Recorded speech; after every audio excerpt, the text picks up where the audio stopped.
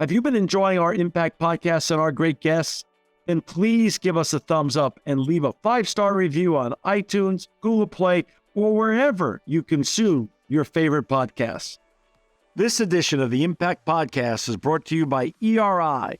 ERI has a mission to protect people, the planet, and your privacy, and is the largest fully integrated IT and electronics asset disposition provider and cybersecurity-focused hardware destruction company in the United States, and maybe even the world. For more information on how ERI can help your business properly dispose of outdated electronic hardware devices, please visit eridirect.com. This episode of the Impact Podcast is brought to you by Closed Loop Partners. Closed Loop Partners is a leading circular economy investor in the United States with an extensive network of Fortune 500 corporate investors, family offices, institutional investors, industry experts, and impact partners. Closed Loop's platform spans the arc of capital from venture capital to private equity, bridging gaps and fostering synergies to scale the circular economy. To find Closed Loop Partners, please go to www.closedlooppartners.com.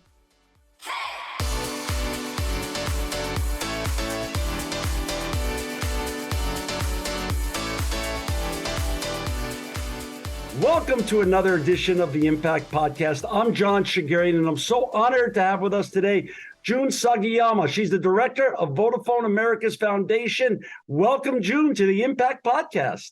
Thank you. It's a pleasure to be here amongst all of your esteemed interviewees. So I'm looking forward to this talk.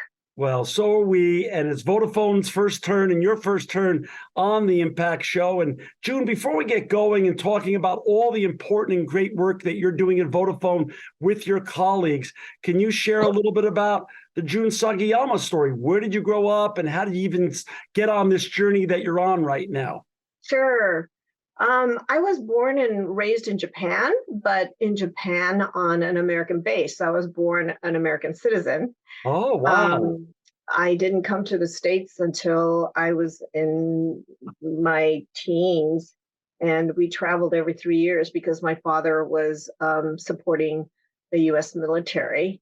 Oh. And it was really interesting that I came from a city like Yokohama, Japan, and we landed in a little town on Oregon border called Klamath Falls, Oregon. And I learned how to ride horses there and everything. I'd never seen horses or cows ever before in my life, but Wow. There was a small Navy base there at that time. So my father worked there. And from then on, it was in the States, and here we are. I've always done community work, and that's one of the reasons I landed this position within Vodafone. We were an American company previously called AirTouch, and we merged with Vodafone years ago. Yeah. But where'd you go to college? I went to college here in San Francisco State, and master's at University of San Francisco, all in education. Actually. Oh, great. And when you came over, did you speak English, or were you English Japanese at that point because you grew up on the American base? Yeah, right? English was my first language because went to school in American school, but I had family within the city in Japan, Yokohama. Yeah. So I speak both languages. Yeah. That's wonderful. Wonderful. So how long ago did AirTouch and Vodafone buy AirTouch? Well, we merged in 2000. Wow. And one of the reasons I'm here at the foundation is because Vodafone took on the American philosophy of being good corporate citizens. And we already had a foundation at AirTouch.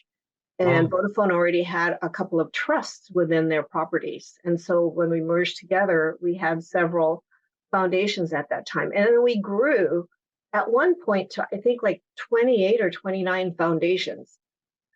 That's a very unique model for a company to have that many independent foundations. Usually it's just from the corporate center, from the marketing or community relations. Right.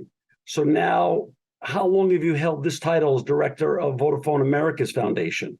Yeah, so I've been here since the merger. Wow. So 23 years, and very blessed and lucky to be in this field. That's wonderful. But, people ask me, how can you stay in one position for so long? But we're in the telecommunications field, and in technology, as you know, we evolve like every 3 years, if not early. So my position changes because as you know, our foundation is related to technology, as opposed to just regular philanthropy. And so, although I sat in one place, everything around me always changes, and what we do with the community always changes accordingly.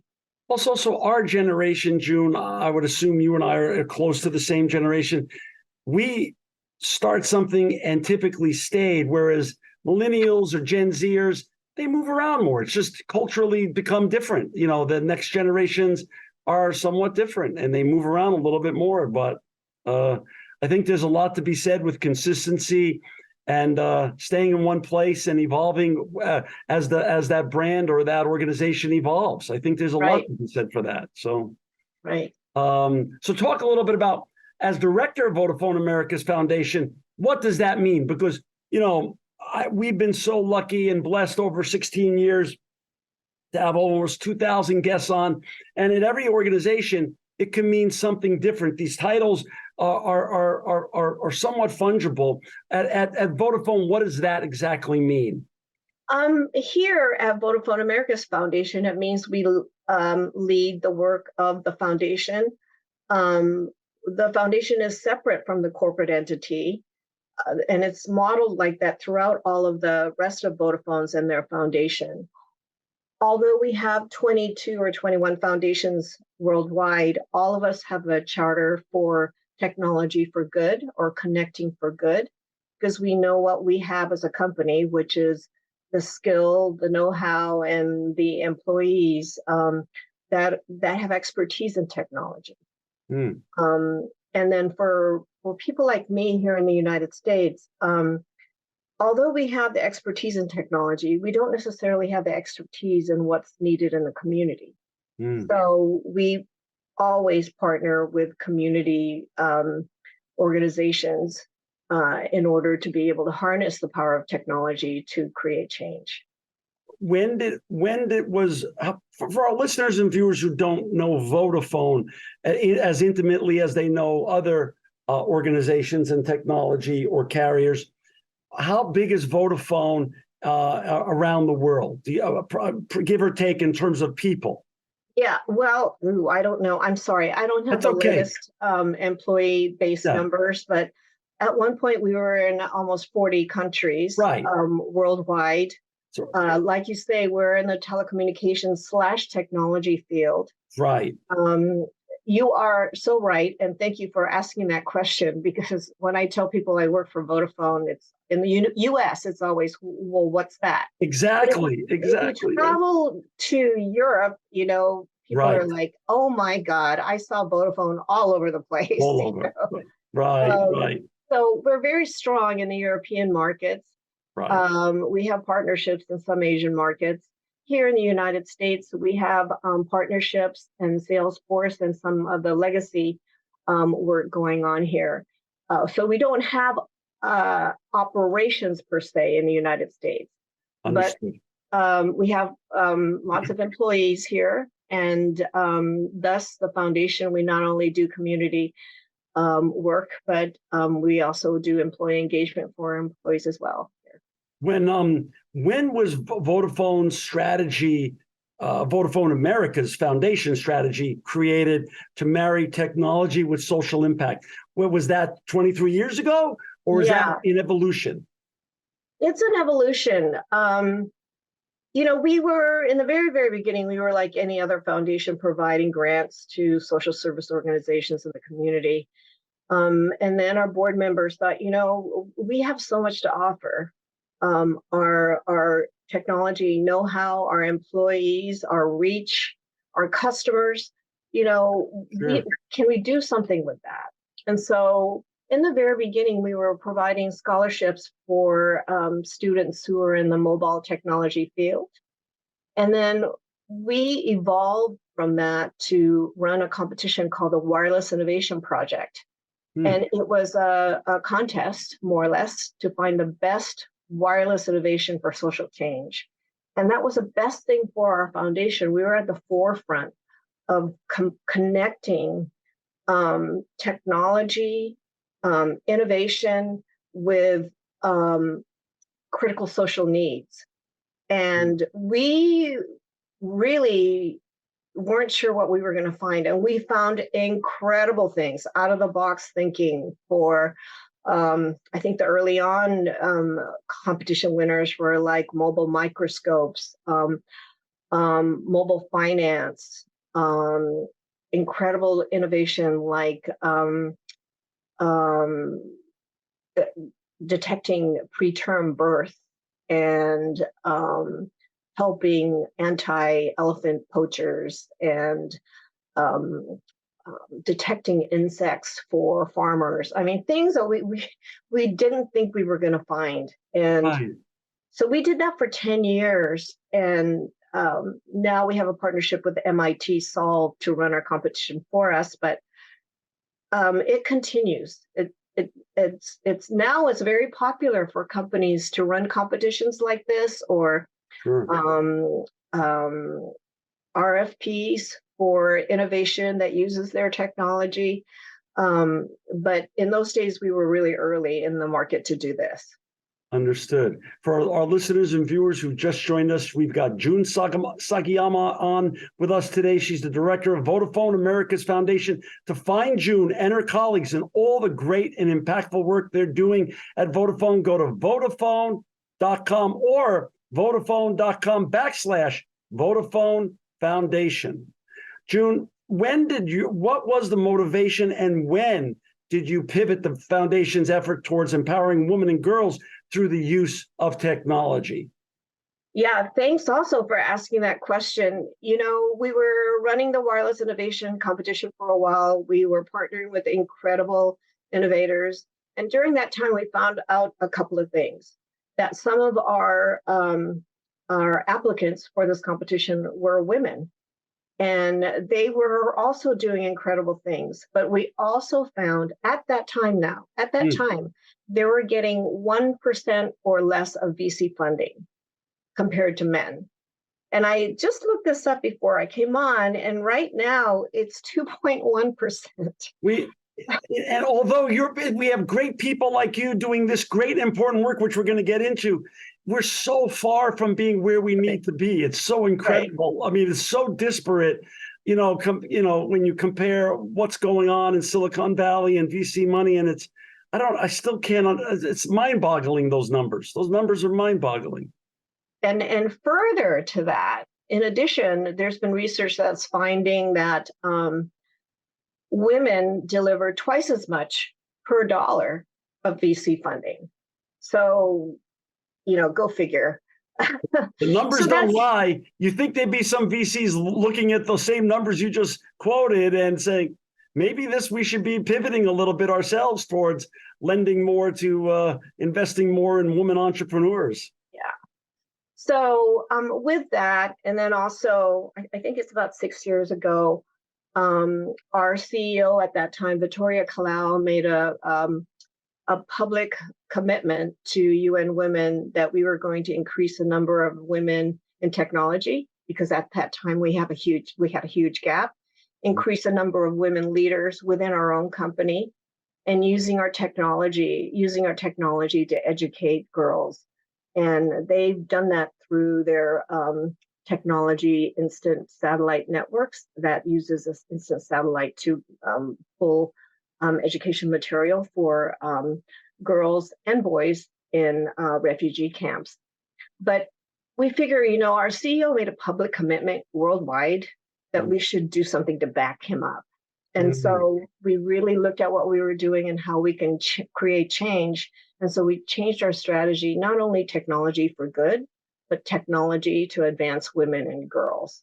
And, that's because of the kind of funding women were getting, the fact that women could really benefit from technology, and women were getting the least access to technology. So with those things, we changed our strategy, and we focus completely now for technology for women and girls. And are you happy with the results that you've been achieving over the last 6 or so years? Yeah, I'm happy with the success we've had, but it's, as you can imagine, it's only a drop in the bucket. And we can do a lot more, and I think, everybody else could do a lot more as well. You're right. Talk a little bit about Bright Sky. What's your foundation's work with Bright Sky and your mission and partnership with them? How does that look? Yeah, so this is a really, really good story. Years ago, I think over 10 years ago, the Vodafone Group Foundation, our headquarters in the UK, had a partnership with the police department to use their mobile technology to tackle domestic violence. Mm. And that evolved and it became a software. And there's been many partnerships and iterations in this domestic violence app. And they've launched this Bright Sky in different iterations in 12 countries. And the US this March was the 13th country to launch Bright Sky. And so, Vodafone has had success with this app in fighting domestic violence. I think over 500,000 downloads so far. And so, why not the US, which is a big market in itself? Come to find out, well, first of all, I'm not an expert in domestic violence. And as I mentioned before, we partner with organizations that are. Right. And I think that's also unique with what we've done. Vodafone didn't go out and say, we know everything and we're going to launch this app.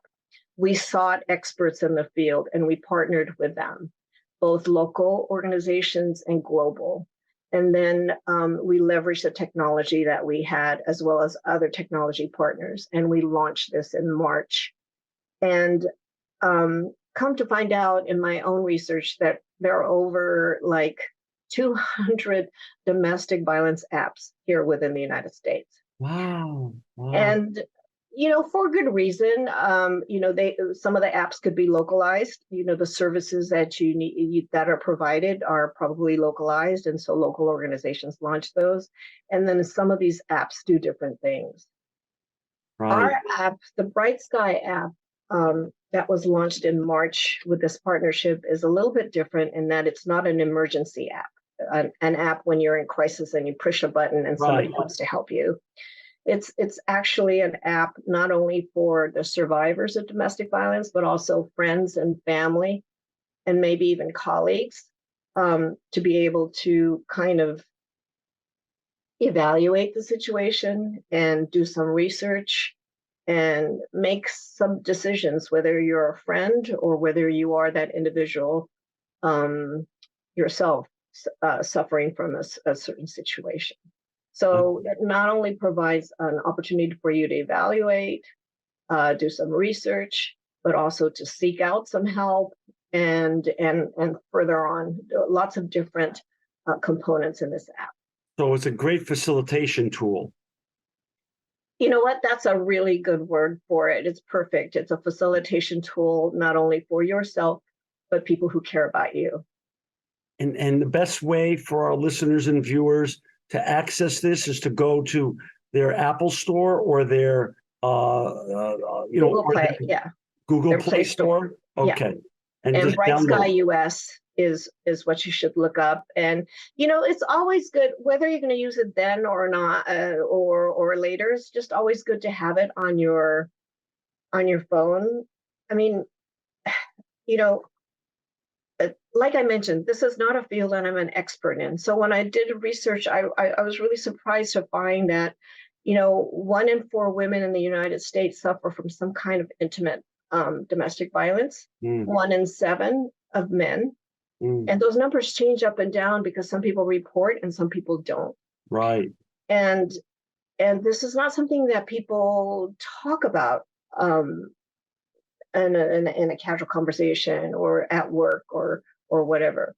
But when you think about it, in contrast, I'm sure you, as well as your audience, have heard a friend or a family member or colleague talk about somebody who suffers from breast cancer, or they had breast cancer surgery, or they're going to go to the doctors because they were suspecting. 1 in 5 women suffer from breast cancer. But here we have 1 in 4 women who suffer from domestic violence. So I think it's something that we should talk about more often, and that it should be, um, I don't know the exact word, easier, make it easier to talk about it and not so Well, it's difficult. like what you're comparing it to is before some celebrities or icons got breast cancer and talked about it Right, openly, it was right, a taboo. It wasn't, let's just call it normalized. right, Until Bob Dole talked about prostate cancer, it was it was very taboo until it was normalized. Same thing with addictions. Addictions 20 years ago, people didn't want to talk about it. Mental health. It's now becoming semi-normalized, and hopefully it's on the road. Same right. thing goes, you're saying, we've got to normalize the discussion and make it okay for people to openly share their need for help when it Right. comes to domestic violence. Exactly. And I think what's helping a little bit with the change in social media, many of the influencers have talked about what they themselves have experienced, Right. and I think that's helped a little bit. Yeah. But it's also great organizations like yours that put out these facilitation tools that give people the opportunity, a little bit in anonymity to start with, leveraging technology to start sharing and seeking help, because Right, that's the first step in the right direction. right, Asking for help in one way or another is really the first step of that kind of journey. right. I think it really helps, just by starting, like you say, in small baby steps, just to download the app and to Right. learn a little bit about it, whether you're a friend or a family member or colleague or yourself, and then familiarize yourself and then take steps from there. Right. Right. What lessons have you learned over the 23 years with regards to business leaders, investing more in social good and philanthropy and leveraging technology to fill gaps like you've done with Bright Sky in our society where there's obvious gaps that need to be addressed. What lessons have you learned that you'd like to share with our audience? Well, I think this is a great opportunity. And many companies, especially in the United States, already give to the community, but but it needs to be done in a very strategic and and in a way where they can leverage what it is, the qualities and the quantities that they have, right? Right. Whether it be their reach, their employee base, their technology know-how, or their customer base. I think there's a lot that could be leveraged. Um, I do have to say, though, from the time I started in this field and now, there's an incredible increase in the number of corporate foundations, individual foundations, people of wealth are not just standing there, they're putting their money to use. So I think people are really conscious about that. But the other thing that companies can do is partnership. A partnership like we did with nonprofit organizations that have their expertise, as well as partnerships with other companies, and creating clout to be able to push um, some issue forward and some projects forward. I, Right. I think partnerships are incredibly important. Yeah. June, we have a lot of listeners and viewers around the world, and many of them are young. Many of them are coming out of high school or college, and they watch or listen to podcasts like this, and they say, how do I become the next June Sugiyama? So if you were to look back at your 18-year-old self or 22-year-old self, what lessons can you share in your journey for the next generations behind us that want to go into important work like you're doing at Vodafone? Well, in my days, there was not a straight pipeline to being a corporate foundation director or manager or anything. There Right. are certain scholastic pipelines now, but not many. Right. So people come from a liberal studies type of degree or education, or a public policy type of degree.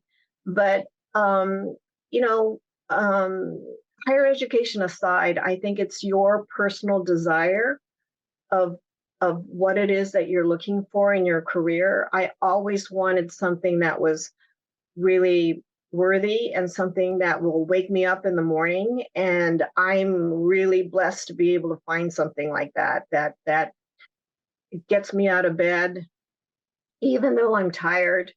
I wake up and I think, oh yeah, do something really fun and great, and people, really appreciate my work, and I can see the difference that it's making.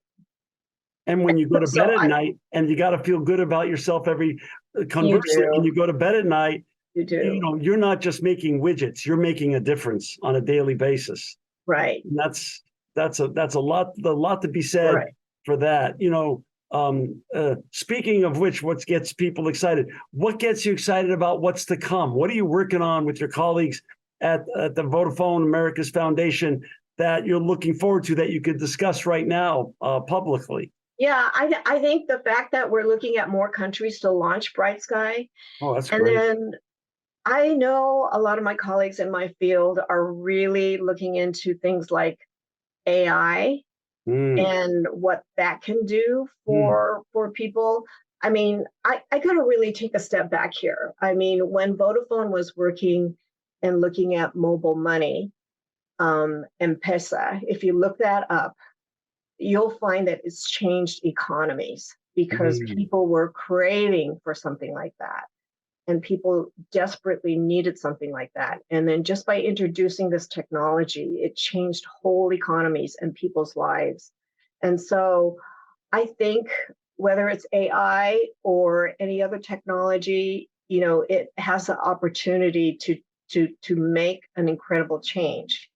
That said, yeah, technology is not the end all be all, right. and we all need to make sure that we remember that when we're doing our work, and that we have a diverse team, we have inclusive team, and that we are considerate to do no harm when we do anything. Mm. And so those are kind of the qualifications that we have in what we do.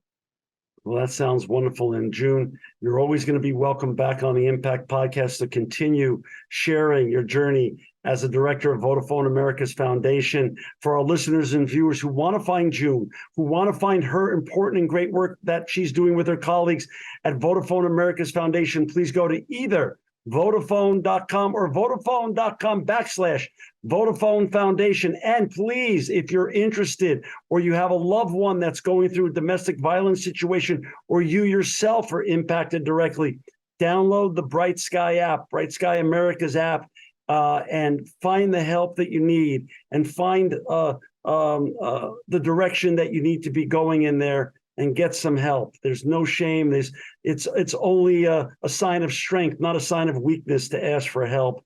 And that Bright Sky app is the first step in the right direction. June, thanks again for all the work you do. Thank you for making the world a better place. And thank you for all the impacts you've made over the last 23 years. You're always welcome back on the Impact Podcast. Thank you. And thanks for all the great work you do as well. I appreciate that.